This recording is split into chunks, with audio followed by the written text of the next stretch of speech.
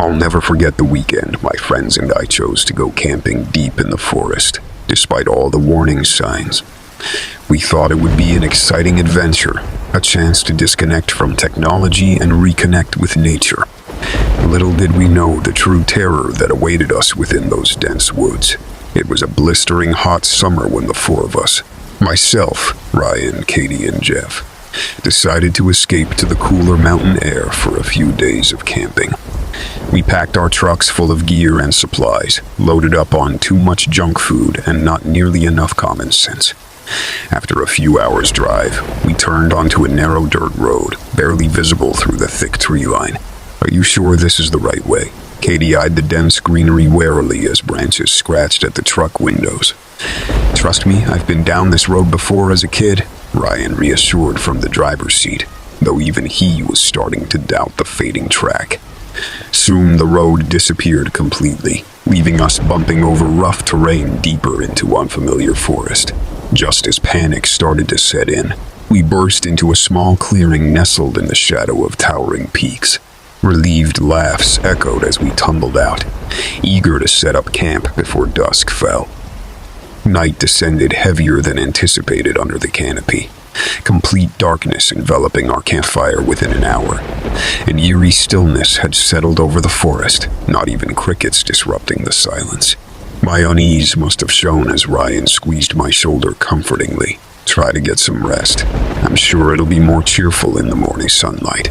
I tossed and turned fitfully in my sleep, plagued by strange howls and unnatural movements glimpsed through the tents.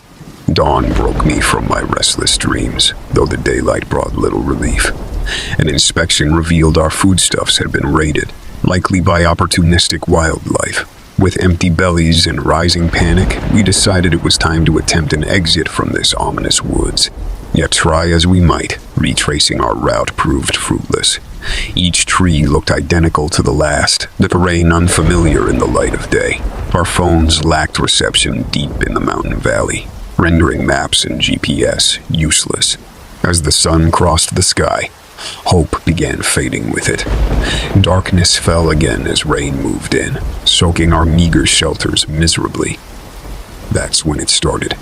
Strange noises echoed through the downpour, not animal yet, not human either. Heavy footfalls sloshing in the mud, guttural shouts carried on the wind. We huddled terrified in the tents, hardly daring to breathe as something circled our camp. Only when the sounds faded into the night did panic set in. Hastily packing up soaked gear, we knew we had to keep moving at any cost. Our soaked flashlights flickered weakly as we plunged deeper into the maze of trees. Paranoia had us jumping at every snapped twig, our imaginations running wild, lost in this endless forest. The rain let up at last, moonlight guiding our feet, as adrenaline overpowered exhaustion. A sharp crack in the woods nearby sent us bolting desperately into the blackness. Wending blindly between trunks, branches whipped cruelly at my flesh. I tripped over gnarled roots hidden in the murk, tumbling down a sudden slope. My friends' screams faded behind as my body tumbled violently, coming to a rest at the bottom of a ravine unseen in the dark. Pain exploded through my leg in the fall, lightning shooting up my nerves with any movement. Alone and prone, I called out desperately until my voice grew hoarse. No reply came but the mournful sigh of the night forest. Resigning myself to wait for daylight alone, I dragged my broken body under foliage for cover. Rain started up again, faintly, as I shuddered uncontrollably, delirium grasping at the edges of my consciousness. Was this how it would end, lost and fading to the elements in this endless night? Morning light piercing my eyelids roused me from fitful nightmares. Struggling upright against heavy limbs, I peered from my hiding place in dread. There, mere feet away, a pair of yellow eyes stared mutely from the brush. My breath hitched in terror as the creature emerged. It was massive, mangy fur matted with mud. Its mouth opened in a rumbling growl as it stalked closer, the predator having scented my weakness. As my hopeless mind resigned to its grim fate, a twig snapped in the distance. The beast's ears prick, head swinging attentively away from me. Several snapping branches echoed, as if something large was crashing through the undergrowth. My terror peaked, hearing an unearthly shriek pierce the air, not of any animal I knew. The creature before me let out an answering howl before bounding off into the foliage. I hardly dared believe my salvation as two familiar faces appeared, eyes wild with their own horrors. "We thought we'd lost you," Katie gasped through tears, helping support my useless leg. Together we staggered on, following Ryan's navigation back to some semblance of civilization. Emerging exhausted days later from the tree line was the most glorious sight. Ambulance sirens a beautiful song. The true terrors we faced in that cursed forest will haunt my dreams. A reminder of nature's dark mysteries still unknown to man. Stay far from those woods if you value your life.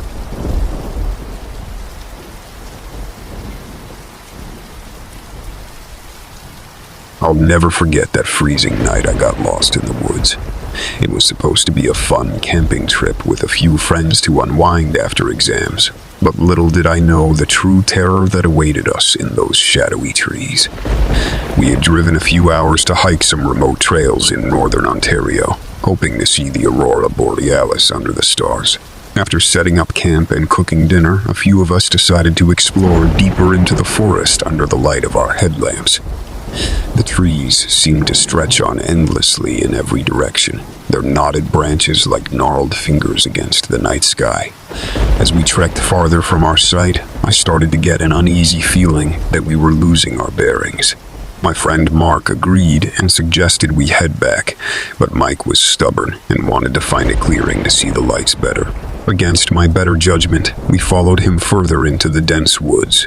That's when the fog started rolling in. Thick wisps curled around the tree trunks, obscuring our view until we could only see a few feet in front of us. Getting seriously worried now, I pulled up the map on my phone. But to my dread, there was no signal. We were truly lost, with no way to contact help or navigate our way out. The panic started to set in as we swung our lights around desperately, attempting to discern any familiar landmarks. But the fog had us disoriented to the point we didn't know which way we originally came. Our growing argument was interrupted by an earth-shattering crack directly ahead, followed by the heavy thud of something large crashing to the forest floor. We froze in place, all color draining from our faces. In the eerie silence that followed, we could just make out heavy breathing and the snapping of branches as something moved towards us. Gripping my headlamp so tightly my hand ached, I shoved Mike behind me and stared into the white veil of fog. That's when two piercing yellow eyes materialized from the shadows, boring into our ours. A low, guttural growl emanated from the hulking shape, stalking closer. And I realized with dread what we were facing. A bull moose, and he was not happy we had disturbed his territory. We all stood as still as statues, terrified that any sudden movement may provoke an attack. The immense creature took another menacing step towards us, antlers casting ominous silhouettes through the fog. I silently prayed he would lose interest and leave us unharmed, but moose are extremely unpredictable when threatened. In that moment, I knew we were in very real danger of being gored or trampled if he charged. Mark let out a whimper as the moose pawed at the soggy earth, preparing to rush us. With my heart in my throat, I slowly grasped Mike's arm and started nudging us all backwards at a glacial pace. The moose followed our movements, letting out a snarling snort. Another careful step back, then another, praying the beast wouldn't decide we were worth the effort to hunt. After what felt like an eternity, the yellow eyes finally blinked and faded into the mist. We stood paralyzed, scarcely daring to believe we had escaped certain injury, if not worse. Letting out a choked sob of relief, I grabbed my panicked friends and we broke into a dead sprint in what I prayed was the direction of camp.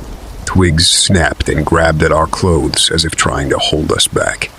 Finally, the glow of our tents emerged through the trees like a beacon of salvation. Collapsing to our knees at the edge of the clearing, we clung to each other shaking, the terror of what could have been our demise sinking in. That night, none of us slept, waiting out the last haunting hours until dawn.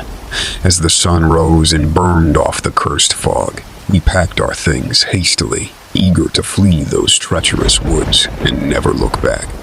Sometimes when it's dark, I still see those gleaming yellow eyes peering from the edge of sleep, a reminder of the close call with a predator. We'll never forget. The wilderness holds more threats than we can ever imagine.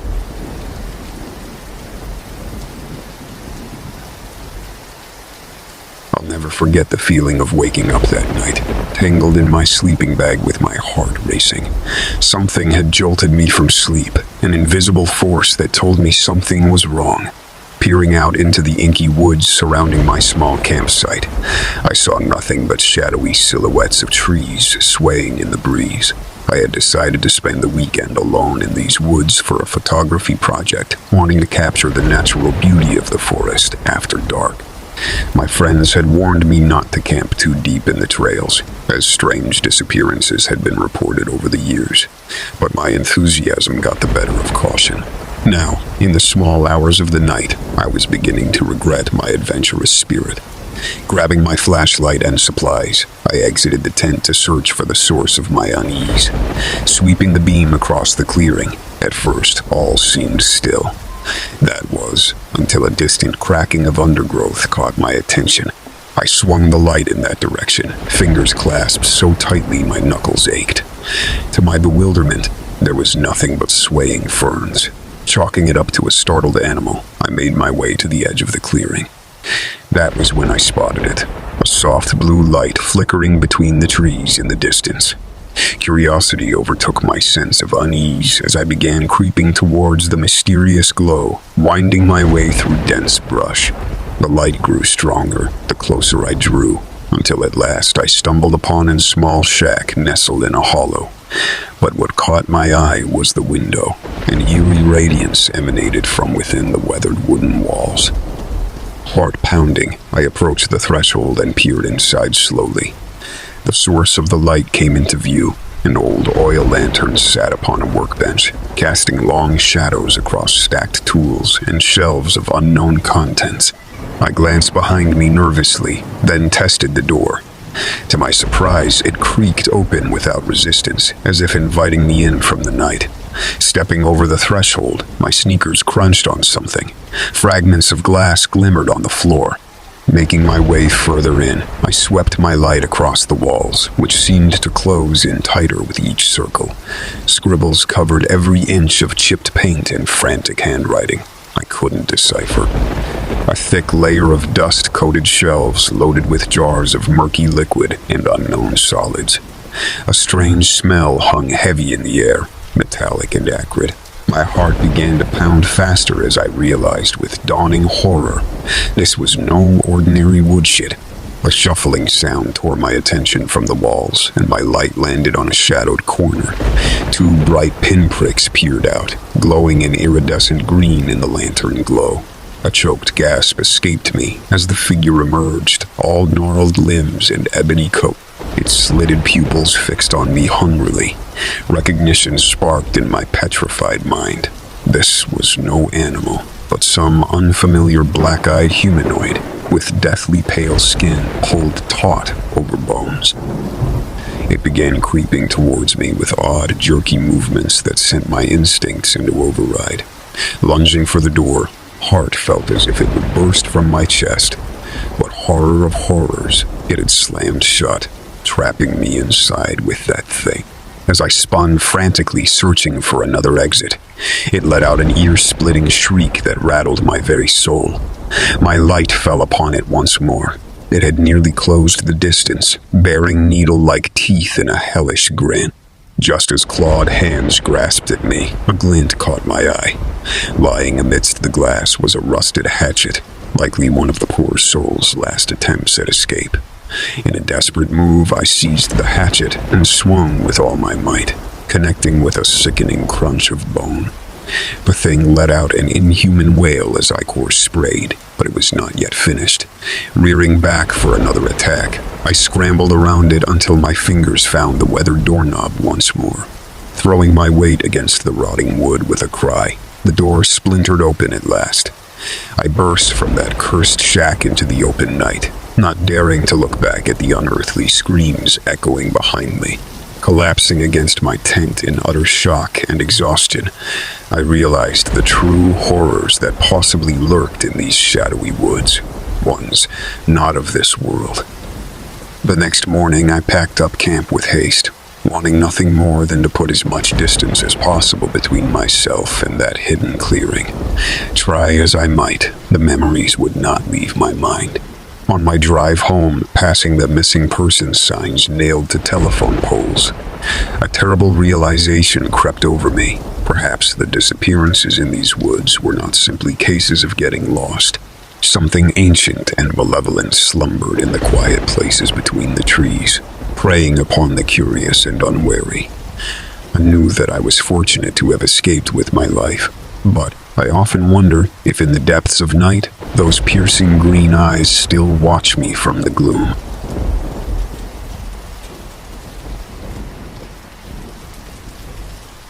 I'll never forget the night I wandered too far into the woods behind our home. It was a night that changed me forever, imprinting a lasting fear within my heart.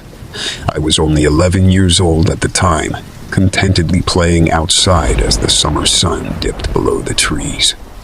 Panic rose in my chest as each attempted retracing of steps only led deeper into the dark depths. Nightfall was not far, and I knew the wise horror stories of these uncharted woods all too well. Dark figures lurked within tall tales handed down for generations in our small town. Strange lights were set to lure the unwary off trails at night, never to be seen again. Feral creatures and faceless entities prowled the misty paths, seeking their next victim. I wanted to dismiss such fanciful notions as silly legends told to frighten children, yet lost in the consuming blackness, doubt and fear gripped me tightly. Voices carried on the wind seemed to whisper secrets from every direction, though none seemed coherent or friendly in nature. Dry branches snapped beneath invisible feet, drawing ever closer with each passing heartbeat. Shadows at the edge of vision danced and flickered as if beckoning me deeper inside. My cries for help were met with a bone-chilling silence that spoke of no rescue forthcoming. Weeping, I curl into a ball beneath gnarled roots, bracing myself for unseen terrors stalking the night. Mercifully, oblivion took me into its comforting embrace for a time. When awareness returned, it was to pale pre-dawn light filtering feebly through the canopy. Stiff limbs protested as I got to my feet, rubbing ice-cold hands together to spark warmth. Faint birdsong bid welcome to the new day, a comforting melody that lifted hope in my heart once more. Somehow, against all odds, I had survived the nightmares lurking these old woods. Following the rising sun's rays, I managed to regain my bearings and emerge shakily from the dense tree line. Mother's anguished weeping turned to joyous relief upon embracing me on our front porch, none the worse for wear, save a lingering chill in my bones. Normalcy returned as summer drew to a close, though unease lingered in my mind like a bad dream, not fully shaken. Those woods held dark corners still unknown, and their eldritch secrets were not so easily forgotten. Years passed and childhood fears dulled to distant memory beneath sunny skies. I had grown into a young man embarking on life's adventures, the world's possibilities lying before me. One fateful autumn eve found me wandering those familiar trails once more, now more aware of the secrets they held. A dying light drew me deeper as mysteries called, promising unraveling of the unknown. Shadows awakened, age-old whispers passed down the corridors of nightmares untold. There, where gathering mist kissed the dirt and tendrils, I glimpsed strange lights flickering amid the dancing silhouettes. Curiosity overpowered reason as I picked my stealthy way closer, concealing my approach behind gnarled sentinels. Peering from behind an ancient trunk, my breath hitched in awe and terror at the sight manifest before me. Those elusive lights belonged not to this world, dancing a macabre choreography amid towering eldritch forms. Antlered heads swiveled my way, sightless sockets seeing deeper than mortal eyes ever could. A bone-chilling keen on the wind's howl seemed a dire warning, prompting my flight deeper into darkness. The trees themselves now writhed and twisted, branches clutching at my fleeing form with cursed intention. Behind me, the entity's ghastly laughter echoed, promising a hunter's pursuit through the coming night. Panic gripped me in its vice as I dashed blindly onwards, careening off trail in unknown terrain. Dawn found me delirious with exhaustion, collapsed upon the forest floor. Hours spent evading demonic hunters through the pitch, black had drained every ounce of strength. Only when lucidity returned did I realize where fate had led, to the very strangest heart of those woods, where no soul had ever set foot and lived to speak of it. Before me stood a ring of monolithic stones weathered with age, their meanings lost to time immemorial. Eldritch energy hung thick in the stillness, stirring slumbering forces best left undisturbed. With final reserve of willpower, I turned and fled that unholy glade, managing to retrace steps back to familiar grounds once more. Since that dark night, those woods have never been the same. Shadows lurk with grim purpose where idle fancies once resided. Their secrets now stir with ageless intent, awaiting the next souls brave or foolhardy enough to walk paths better left untrod. As for me, some doors once opened can never shut fully again. Even in daylight's glow, those trees whisper of what truly walks beneath,